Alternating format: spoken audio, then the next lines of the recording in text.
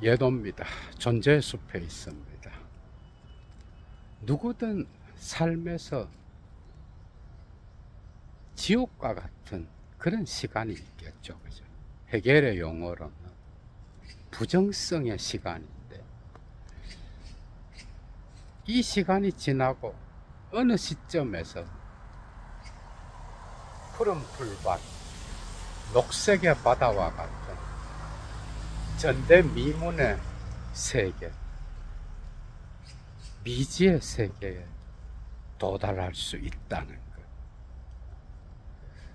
처음부터 랑보는 이 세계를 그리스의 조화된 세계, 삶의 조화 속에서 다양한 존재자들이 자기 자신을 보여주는 그런 세계로 자기를 기획투사하죠. 그죠? 이게 일리미나시옹인데요. 지옥에서의 한철과 일리미나시옹 이전에 이미 아흐티흐 랑보는 상당히 많은 운문시를 썼죠. 그죠? 70년과 72년도에 집중적으로 썼는데요. 거기에 이미 예도가 언급했던 모험들, 술 취한 배, 이런 시들이 나타나. 그 다음에 악이라고 하는 이 주제는 랑보 이전에 프랑스 상징주의의 출발점이었던 보들레르를 연상시키죠. 지금부터 지옥에서의 한철, 윈느 세종 은엉페흐에 대한 철학적 평론을 시작하겠습니다. 철학자가 푸는 문학의 세계, 오늘은 또 어떤 내용이 기다릴까? 좋아요 잊지 마시고, 애청하시는 분들 가운데 여건이 되시는 분은 사막의 철학을 후원해 주시면 감사하겠습니다. 이 작품은 수년간의 운문시를 쓴 다음에 자기의 연인이었던 베를린과의 이별 이후에, 그죠? 자기 고향으로 돌아가서 샤르빌, 그 가까운 곳 로슈라는 곳에서 이 산문시를 쓰게 되는데요. 이 작품은 거의 한 3-4달 동안 73년 4월에서 8월까지 쓰여졌다고 하는데, 이 작품을 통과해야 우리는 일리미나시옹을 만날 수 있는 것. 왜 폴 베를레는 젊은 시절에 사랑의 축제를 노래하고, 그 축제에는 온갖 맛있는 술들과 온갖 즐거움들을 연상시키는 그런 것들로 가득 차 있었는데, 어떻게 하다가 이 축제가 지옥으로 떨어지게 되었을까? 이미 초기의 운문시들에 보면은 사랑의 아픔, 사랑은 즐거움과 쾌락과 존재에 대한 강력한 용기를 주기도 하지만, 때로는 원한과 아픔과 쓰라림을 준다는 것, 누구보다 잘 알고 있었던 게 랑보였죠. 그죠? 그래서 초기의 운문시들 곳곳에 이미 이 사랑의 육체에 대한 비유로 다양한 몸의 기관들과 물질들의 부패, 그리고 거기에 뒤따르는 은어들, 곳곳에서 나타나죠. 그죠?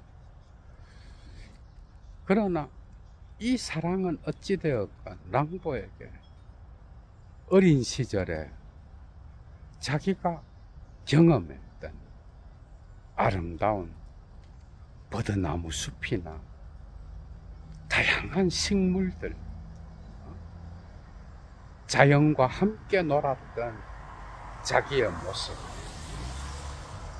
이런 추억이 함께 뒤섞여 있죠. 그죠? 그러다가 깊은 사랑의 세계로 들어가서 깊은 아픔을 체험한 랑보는 사탄에게 보내는, 사탄에게 헌정하는 시를 쓰게 되는 거예요. 엉페흐에서 이 지옥의 첫 번째 주제가 원래 작품에서는 제목을 달지 않았던 그런 프롤로그 정도 되겠죠. 산문이라서 프롤로그와 에필로그가 다 들어있는 거예요. 여기에서 이 작품을 사탄에게 헌정한다 라고 랑보는 말하죠. 그리고 나서 이제 자기가 서구인으로서, 서양인으로서 갖고 있었던 그 피를 바꾸고 싶어 하는 강력한 시의 율동과 더불어서 외침, 북소리, 춤이라고 하는 이 율동에 맞추어 서구 백인의 피를 아프리카나 아니면 레비스트로스의 야생의 사고를 연상시키는 거죠. 예도는 그렇게 느꼈습니다. 그 야생으로 돌아가서 그 원주민들의 어떤 춤추는 야생 안에서 신성을 발견하는, 그래서 이미 지옥에서의 한 철에서도 강력한 비판이 숨어 있는 거야. 피를 바꾸고 싶어. 서구인으로서 살았던 것, 그리고 서구 백인 중심적인 그런 사고가 얼마나 삶에 대한 율동을 강과하고 있는지, 니체로 보면 허무주의를 보았던 거죠. 그죠? 랑보의 초기 작품들에서도 곳곳에서 나타나. 사랑의 아픔의 색깔은 젓갈색입니다. 쓰라린 아픔, 육체의 부패, 거기에서 나는 악취, 그러면서 또 어린 시절의 아름다운 버드나무 숲을 회상하기도 하고, 그죠? 시인은 지옥에서의 한 철은 이러한 서구 문화와 그리스도교 중심의 어떤 이 문화가 과연 인간 자신에 대한 그 야생성과 자연과 잇대어 있는 무의식의 충동을 제대로 표현하고 있는지.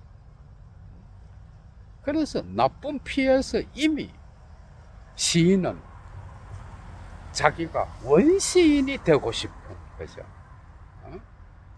외치는 소리, 북소리와 더불어 춤을 추는 원주민들의 어떤 장면을 연상시키면서 서구 백인 중심의 어떤 문화를 비판하고,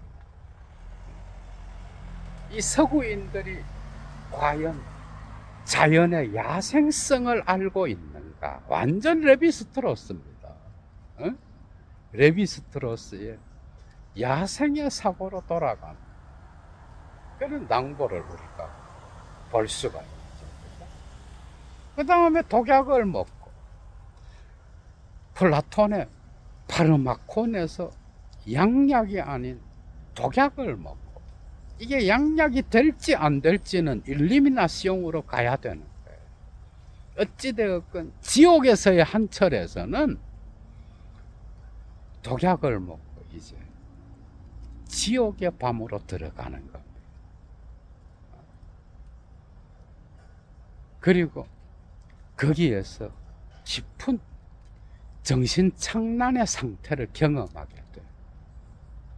델비흐. 이 델비흐라고 하는 정신착란이 1, 2로 나누어져 있죠. 그죠? 여기에는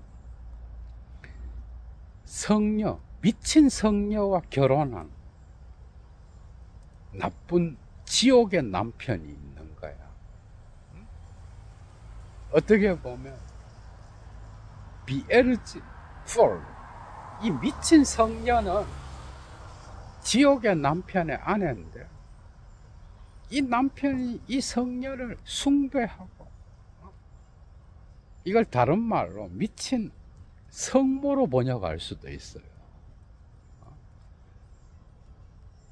거기에서 착란을 보게 되고, 두 번째 정신착란의 단계에서 랑보는 그 유명한 연금술을 쓰게 되는데요. 언어 연금술. 랑보는 이미 초기에 온문시에서부터 마법사, 연금술사, 광인, 견자, 이 보이는 지평을 넘어서 물 자체의 세계를 볼 수 있는 예지력을 가진 자, 그렇게 하기 위해선 때로는 광인이 되고 때로는 연금술사가 돼야 되고 때로는 마법사가 돼야 되는 거예요. 그런데 이 연금술사는 언어를 가지고 놀이를 하는 그런 연금술사겠죠. 그죠? 그래서 알시미티 벨프, 말의 연금술사, 언어의 연금술사인 거예요. 여기에 초반에서 그 유명한 영원이라고 하는 시를 쓰는데요. 레떼은이떼. 이 영원은 랑보의 세계에서 결정적으로 중요한, 이 언어의 연금술은 어떻게 보면 이 지옥에서의 한 차례 한 중간에 나오면서도 이 작품 안에서 시인의 소망과 그 다음 그 소망이 완전하게 완성되지 않으리라고 하는 그런 좌절이 함께 숨어 있죠. 그죠? 결국 시를 쓴다는 건 뭐예요? 언어를 통하여 삶을 다시 창조한다는 거예요. 삶을 다시 창조한다는 것은 시인의 임무이자 의무인 거예요. 그런데 현실은 이 새로운 시인의 창조를 아무도 되돌아보고 관심을 갖지 않는 거예요. 냉정한 현실을 포옹하면서 자신의 광기와 싸우는 그런 시인을 우리는 지옥에서의 한 차례에서 볼 수 있는 거예요. 그래서 이 영원이라고 하는 이 시에서 나타난 태양과 조화된 바다, 이 상징은 일리미나시옹의 주제로까지 퍼질 수 있는, 어떻게 보면 랑보에게서 태양보다 바다가 더 중요합니다. 일리미나시옹의 주제 중에서 이 물이 주는 상징은 거죠. 어떤 새로운 창조와 관계되어 있어. 가끔 태양은 신의 세계라든지 어떤 초월적인 것, 그리고 전지전능한 아직 결정되지 않은 무한 이런 걸 나타내잖아, 그죠? 그래서 랑보는 태양은 가끔 거부할 때가 있어. 일리미나시옹에서 모든 이 세계의 창조는, 이 세계의 모든 생명력의 원천은 물로부터 나옵니다. 그러나 가끔 이 태양은 끊임없는 상승을 제한하는 그런 역할을 하기도 해. 하늘과 태양과 이런 것들은 밑에서부터, 대지로부터, 이 니체랑 연결될 수 있는 게 너무 많아요. 대지로부터 상승하는 그 운동, 그게 어떻게 보면 랑보가 이 우주 안에서 꿈꾸는, 실을 통하여 만나려고 하는 신비의 세계인 거예요. 그러나 지옥에서의 한철은 하나의 희망사항으로 끝나는 거예요. 이 영혼의 개념, 불의 개념은 지옥의 상징이잖아, 그죠? 물과 불에서, 물은 창조의 상징입니다. 영혼은 그래서 어떻게 보면 지옥과 조화된, 대지를 통하여 새롭게 창조된 우주의 어떤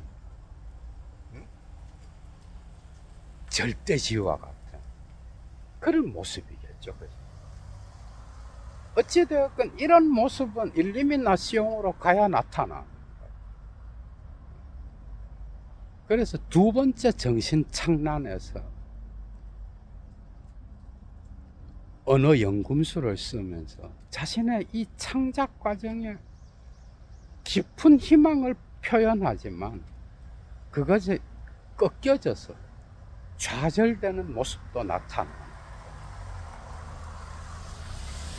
그리고 이 지옥으로부터 이제 풀려나기 이전에 랭포시블, 락강 생각나죠, 그죠?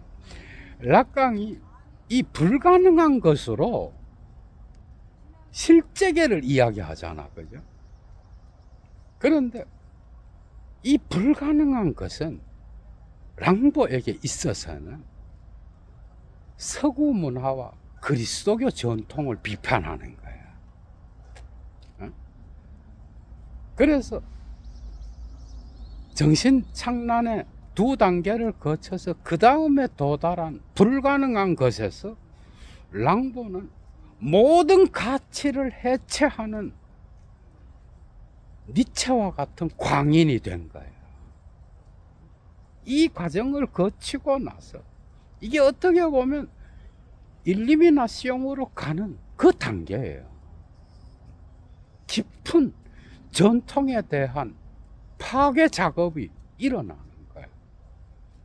사자가 돼야 어린아이가 되는 거예요. 니체적으로 말하면. 자신의 광기와 싸우는 거예요. 자신의 강박관념, 전통이 형성한 초자아와 싸우는 그런 모습을 우리는 지옥에서의 한철에서 볼 수 있는, 그리고 마침내 섬광이 나타나면서 지옥으로부터 탈출하게 되고 아침에 이르게 되면은 이제 시인은 지옥으로부터 완전히 나온 자신의 모습을 보게 되는 거예요.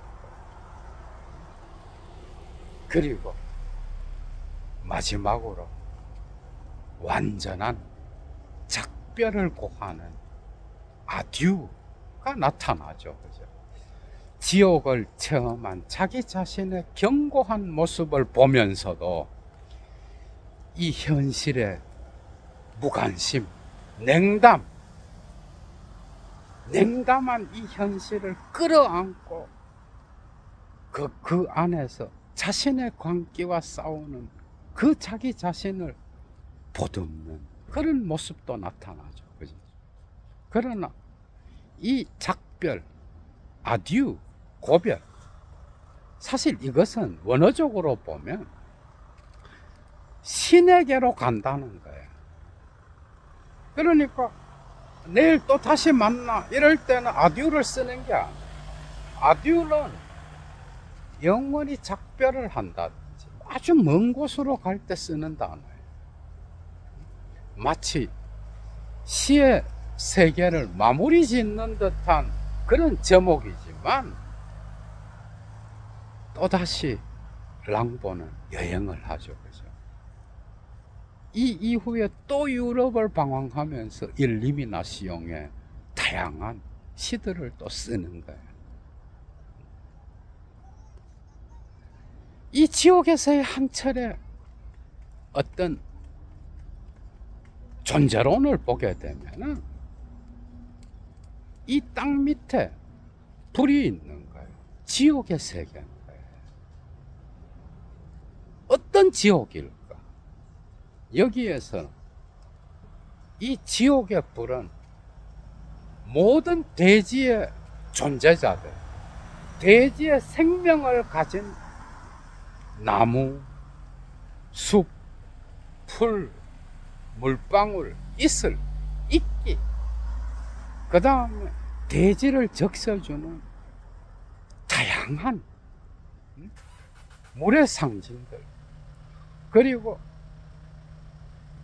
거기에서 나타나는 파릇파릇한 이파리들, 이런 것들은 상상도 할 수 없는 거예요. 일리미나시옹의 어떤 풍경인 거야, 이런 것은. 지옥에서의 한철은 그 자연의 모든 존재자들이 생명력을 잃고 불에 의하여 다 삼키워진 상태.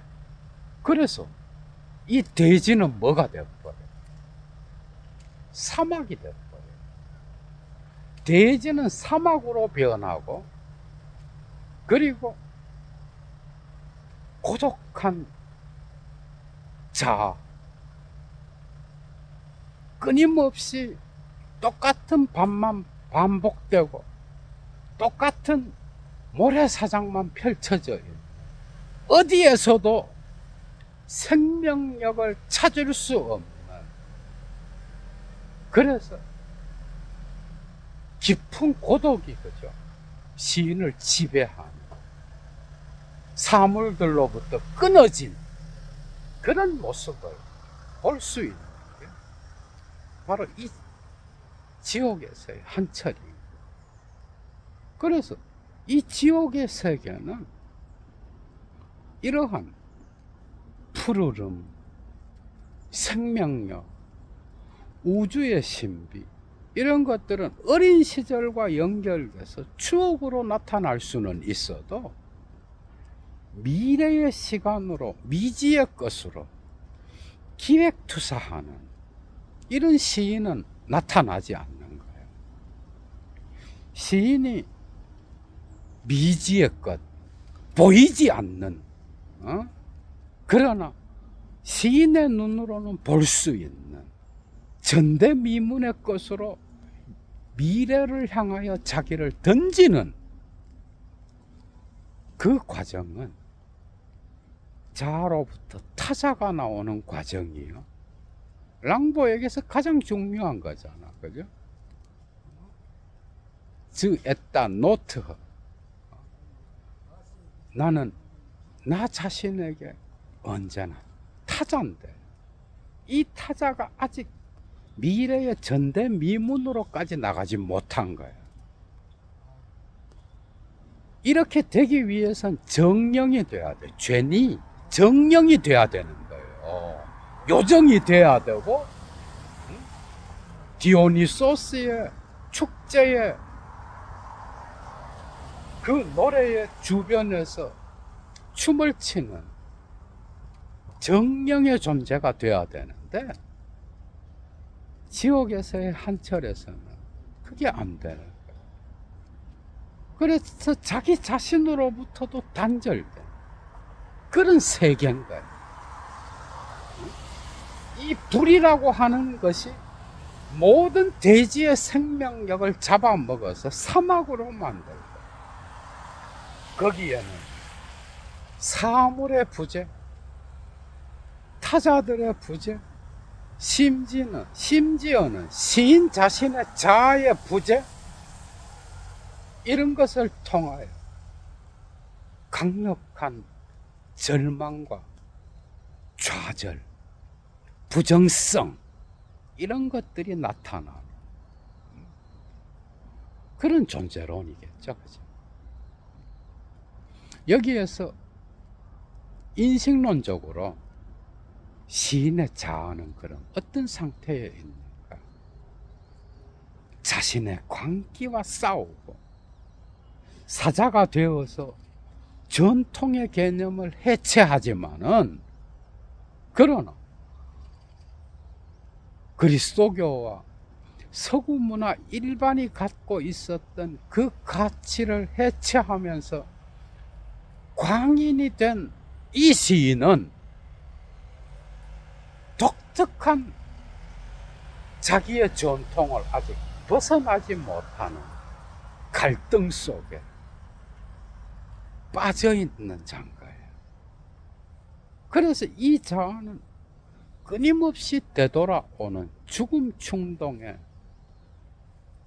사로잡혀서, 그죠?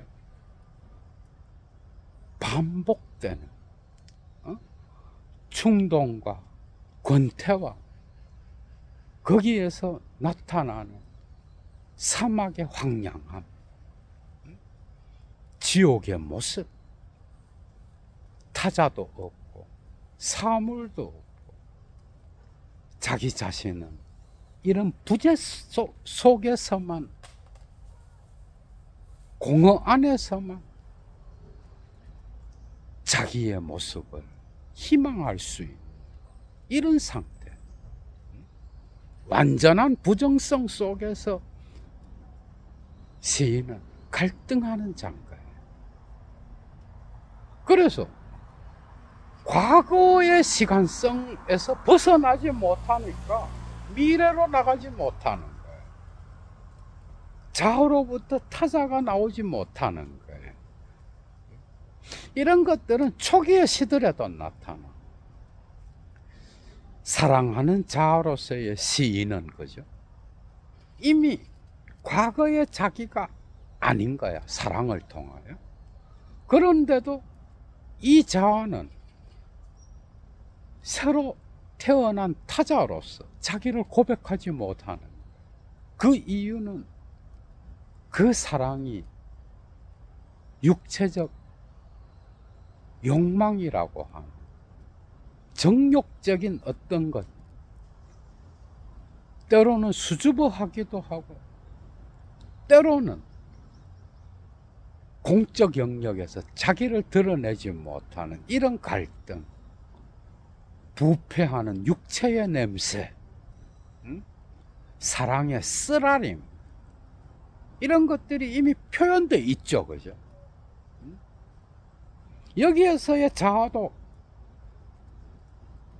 어떤 과거의 세계로부터 못 벗어나는 거예요.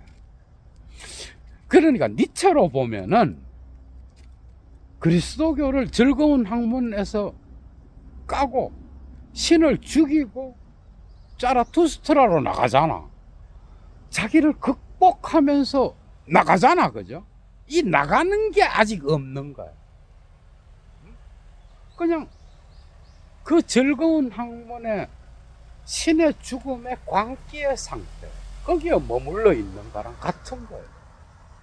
끊임없이 되돌아오는 전통의 영양사, 파괴하지만 그것으로부터 못 벗어난 시인의 자아인 거야. 벗어나야 된다는 걸 알지만. 그래서 이 작품 곳곳에 신, 예수, 사탄, 성모 마리아, 거룩한 신성의 현전들, 그 다음에 프랑스의 조상들, 도덕과 종교와 전통의 강력한 영양사, 그때까지 랑보라고 하는 시인을 지배하고 있는 어떤 과거의 강력한 힘, 초자, 이걸로부터 무기력하게 완전하게 벗어나지 못함. 그래서 죽음 충동 안에서, 그죠?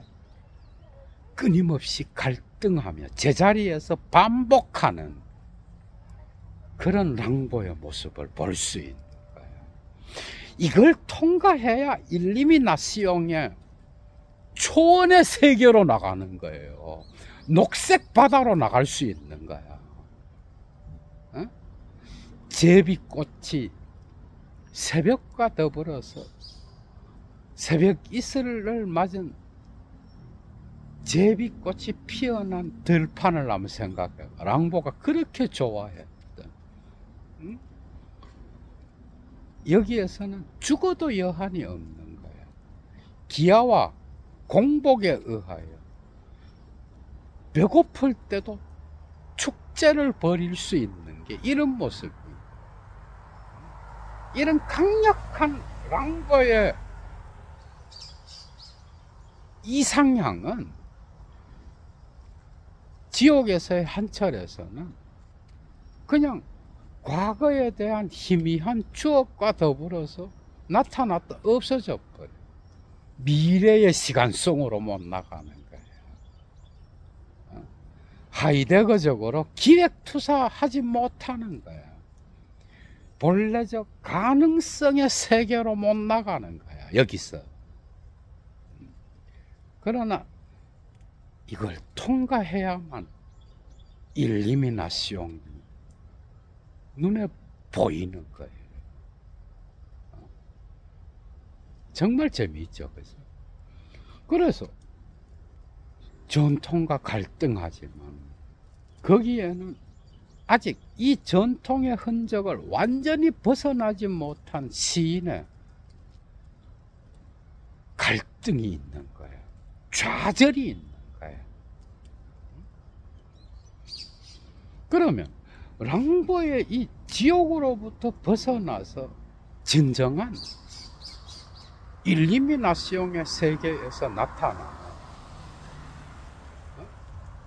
우주의 신비, 스와흐 이스토리크, 역사적 전역이라고 하는 물방울들의 생명력이 넘치는 세계, 이런 걸 만나려고 한다면 그것은 인간의 세계입니다.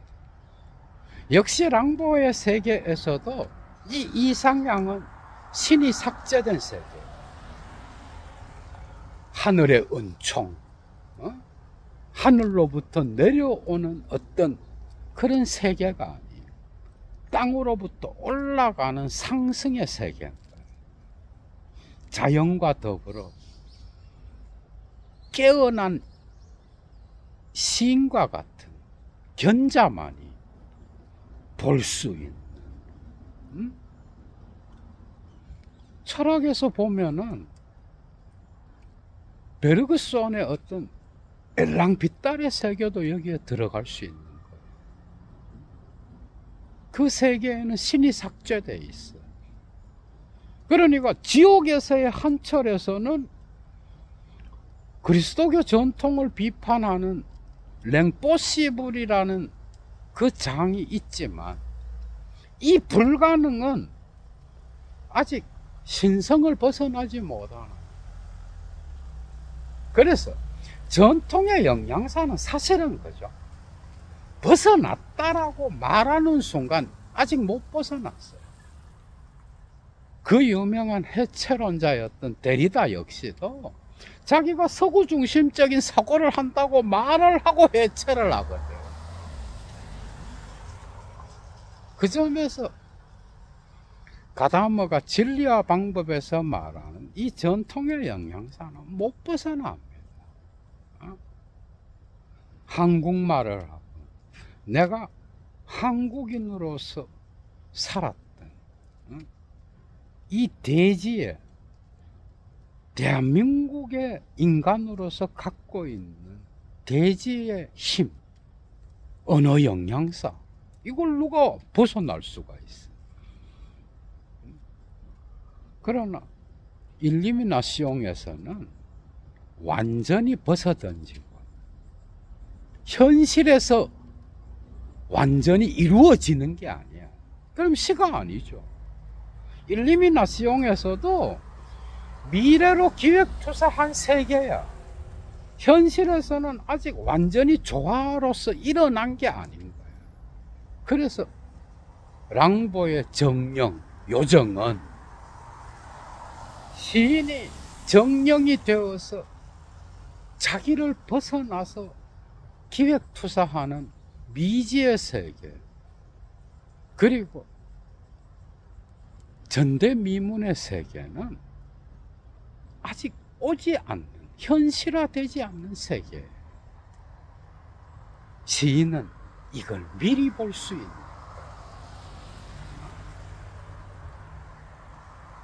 이런 자기 자신의 변신, 거죠.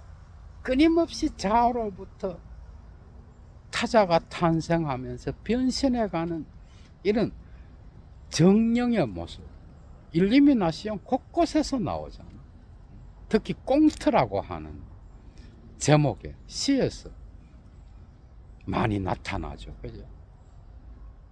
일리미나시옹에 대한 철학적 평론을 할 때 더 깊이 있게 들어가겠습니다. 그러나 관계가 있어. 그래서 지옥에서의 한철에서의 인식론은, 시인의 자아는 완전히 못 벗어나.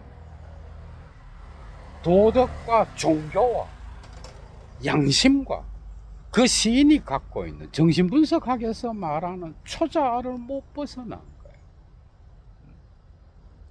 비판하면서도 이러한 도덕과 종교와 신학, 그 다음 문화의 다양한 사물들의 흔적들, 그런 것들은 시인의 기억 속에 어렴풋이 비치고 있는 게 지옥에서의 한철입니다. 어떤 미친 성녀의 남편으로서 지옥 한가운데서도 시인은 이 성모를, 성녀를 숭배하고 신처럼 받들잖아. 그죠? 자기는 지옥에서의 남편인 거예요.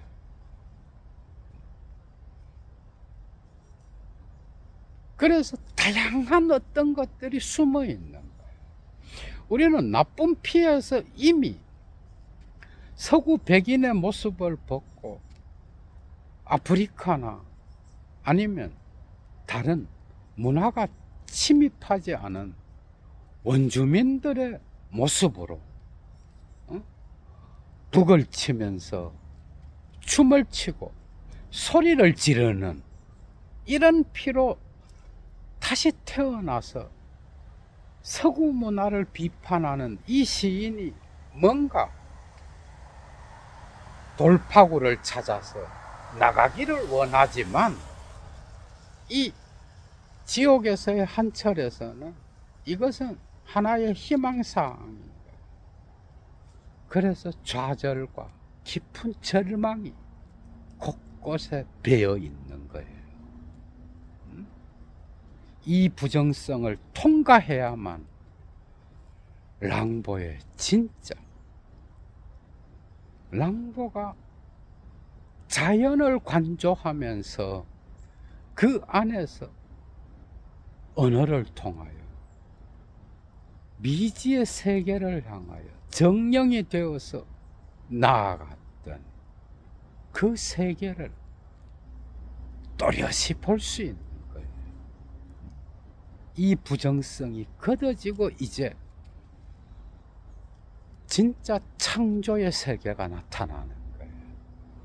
삶의 창조는 일리미나시옹에서 더 확고하게 나타나죠. 그죠? 그러나 거기에도 인간이 만든 도시와 직선의 어떤 인공적인 것이 함께 포함되어 있어. 그래서 지옥에서의 한철에서의 자아는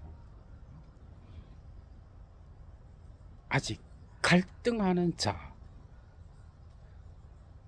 사자가 되어서 어린 나이의 단계로 나가지 못한 자, 타자가 되는 모습을 봤지만 그 타자는 아직 나아갈 방향을 정하지 못해서 좌절하는 자, 그리고 거기에서 절망적으로 현실을 포옹할 수밖에 없는 그런 자아가 나타나고 있다라고 하는, 이를 통하여 다음 시간에 어떻게 우리는 신비, 미스틱과 역사적 전역과 야만인과 그리고 시인이 곳곳에서 노래한 도시들과 다양한 랑보 자신의 전대미문의 세계가 무엇인지, 어떤 정령이 되어서 그리로 나아가려고 했는지 그것을 볼 수가 있겠죠. 그죠? 그래서 부정성은 정말 중요한 거예요. 우리의 삶에서 우리 역시도 어두운 것을 통과해야만 밝은 아침의 시간을 맞을 수 있다는 거, 그죠? 우리의 삶에서 누구든 다 경험하는 겁니다, 그죠? 때로는 지옥에서의 한철이 되돌아 와서 보면은 더 가치 있는 시간이었을 가능성도 있는 거예요. 그래서 우리는 삶을, 주어진 순간을, 삶을 사랑할 줄 아는 자가 돼야 된다. 얘도 물러갑니다. 주스.